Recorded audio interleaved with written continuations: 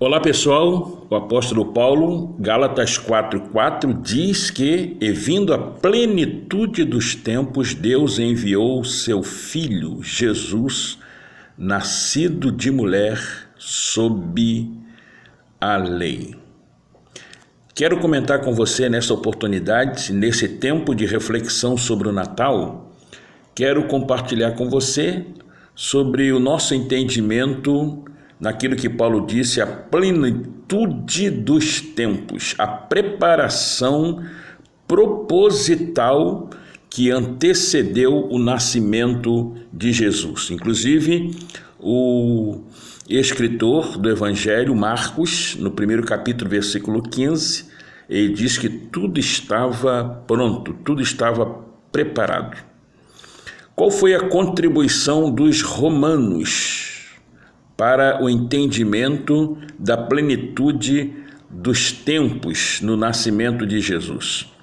Os romanos tiveram uma contribuição extraordinária. Eles criaram um ambiente propício, podemos assim dizer, porque nenhum outro povo na época, podemos assim dizer, que contribuiu tanto para promover a igualdade humana, a valorização da cidadania, o reconhecimento da igualdade das pessoas. Isso fazia parte da proposta dos romanos, né? A solidariedade do homem no império, a unidade da raça humana, enfim, promovendo uma unidade de organização política, aplicação da lei para todos.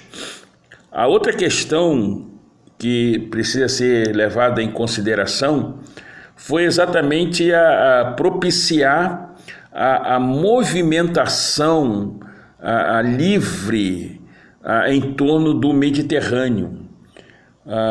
Em algum momento o Império Romano varreu, podemos assim dizer, os piratas que ali atuavam e que dificultavam, é claro, o livre acesso ali em torno do Mediterrâneo, e eles foram varridos, foram tirados. Isso, de certa forma, ajudou para que o Mediterrâneo ali, em torno dele, pudesse ter livre acesso. É sabido também que os romanos desenvolveram assim um desenvolvimento na construção de estradas boas e consideradas modernas para a época, estradas pavimentadas, né? Vales, montanhas, lugares perto, lugares distantes, enfim. Não é à toa que nós vamos encontrar no livro de Atos dos Apóstolos o apóstolo Paulo, né, fazendo as viagens missionárias. Como que seria possível a realização dessas viagens missionárias se não fosse as boas estradas, propícias estradas? E isso ocorreu no tempo do Império Romano. Outro destaque que eu gostaria de dizer também é sobre o exército romano. Alguns, às vezes, não sabem ou que não enfatizam o fato de que o exército romano não era composto apenas por romanos. Devido às muitas guerras, conquistas, muitos soldados romanos morriam. E aí o Império Romano, ele colocava, ele convidava, ele dava abertura para que outros cidadãos de outras terras não romanos pudessem também suprir essa necessidade, né? Os provincianos também eram aproveitados e se integravam ao exército romano, e isso é algo importante, porque a partir daí muitos soldados romanos convertidos, crentes, faziam parte do exército romano, e foi uma maneira também de que o evangelho pudesse chegar em tantos outros outros lugares.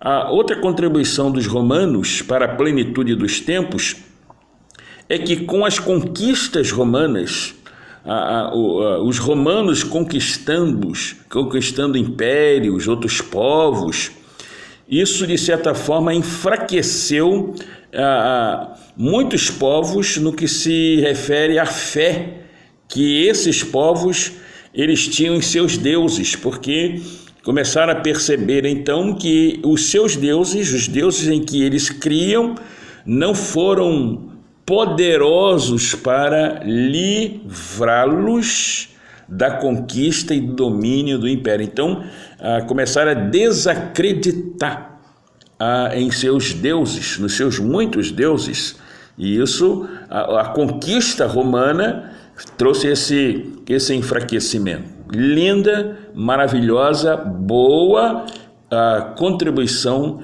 dos romanos para o entendimento da plenitude dos tempos, o tempo propício, o tempo pronto, preparado para Jesus chegar.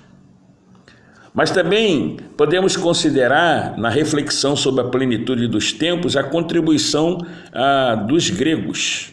E aí a gente pensa na chamada contribuição intelectual dos gregos, né? Assim como Roma pode ser identificada como uma contribuição do ambiente político para o cristianismo, mas na verdade foi Atenas que ajudou a criar um ambiente intelectual próprio para a proclamação do Evangelho. E também o Evangelho universal, né? O Evangelho que seria para todos os povos, o Evangelho que precisaria alcançar todas as pessoas, precisava também de uma língua, de um idioma universal para poder, então, exercer um impacto real sobre o mundo. E aí, esse processo pelo qual o grego se tornou o vernáculo do mundo, isso foi algo extraordinário, importante, e na verdade começou a ser usado aproximadamente 5 séculos antes do nascimento de Jesus, ou antes do cristianismo propriamente dito.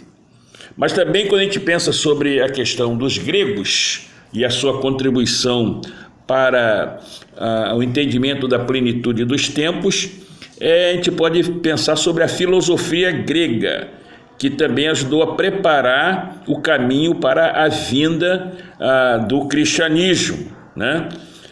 Por quê? Porque a filosofia grega, que convidava as pessoas à reflexão, convidava as pessoas a questionar as coisas relacionadas ao universo, a sua origem, a verdade, essas perguntas todas que fizeram parte, que fazem até hoje, mas fizeram parte da reflexão filosófica grega.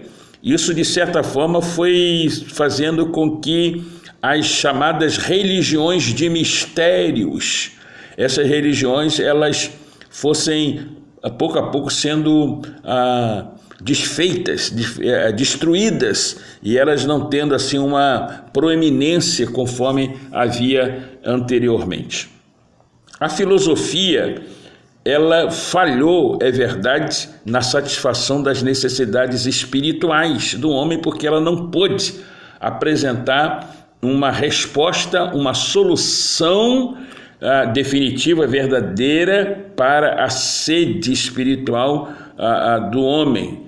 Mas é verdade que ela trouxe uma contribuição boa, especial, né, para as pessoas, para aquele momento do advento do Messias.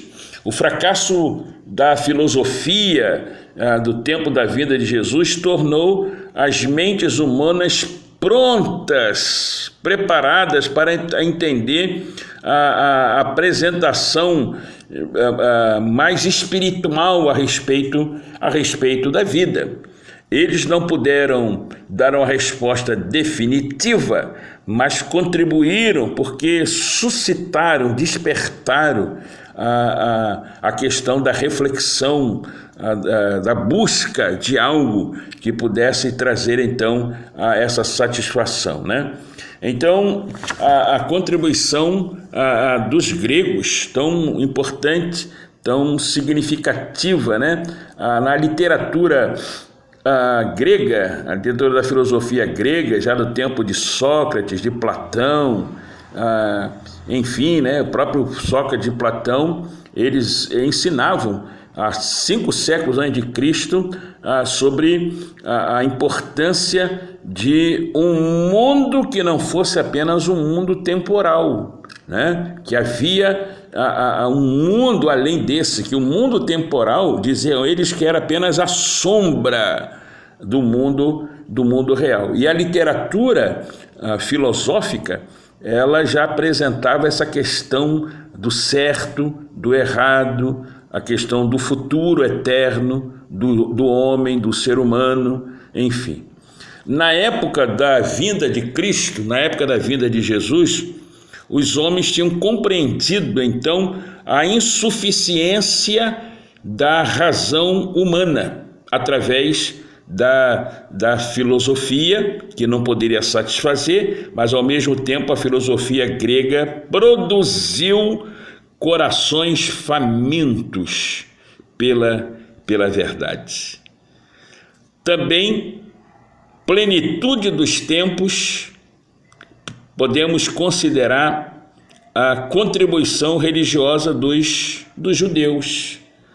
E é claro que a contribuição religiosa dos judeus foi uma contribuição assim magnífica, maravilhosa, grandiosa, né? O berço, a herança do cristianismo, podemos assim mencionar, através da religião monoteísta, a partir do exílio na Babilônia, o povo judeu nunca mais se envolveu com a idolatria. Então essa questão de um Deus único, um Deus, somente um Deus, e esse monoteísmo forte foi uma contribuição dos judeus, é claro, para a questão da plenitude dos tempos, a questão da esperança messiânica, né? Havia se aguardava, se esperava ansiosamente tudo aquilo que o judaísmo havia ensinado, apresentado, a proclamação dos profetas, enfim, a questão de um Messias que viria, então havia essa expectativa. Também a contribuição dos judeus, a contribuição de um sistema ético seguro, forte, firme, baseado nos 10 mandamentos, então um sistema ético que superava qualquer outro sistema ético